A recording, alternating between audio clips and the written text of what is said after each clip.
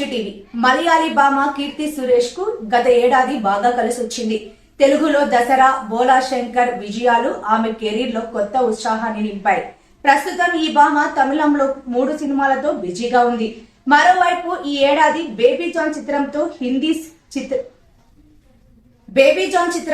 హిందీ చిత్రసీమలో అరంగేట్రం చేస్తున్నది కీర్తి సురేష్. వరుణ్ ధావన్ హీరోగా నటిస్తున్న ఈ సినిమా చిత్రీకరణ జరుపుకుంటున్నది.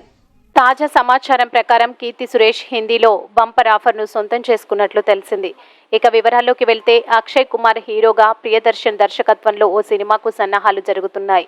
వీరిద్దరి కాంబినేషన్ కు బాలీవుడ్ లో మంచి క్రేజ్ ఉంది. యాక్షన్ కామెడీ ఎంటర్టైనర్ గా ఈ చిత్రాన్ని తెరకెక్కించబోతున్నారు.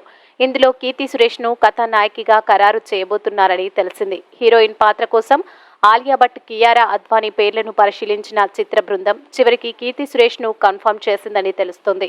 ఈ సినిమాతో బాలీవుడ్ లో ఆమె కెరీర్ మరింతగా ఊపందుకుంటుందని అభిమానులు భావిస్తున్నారు.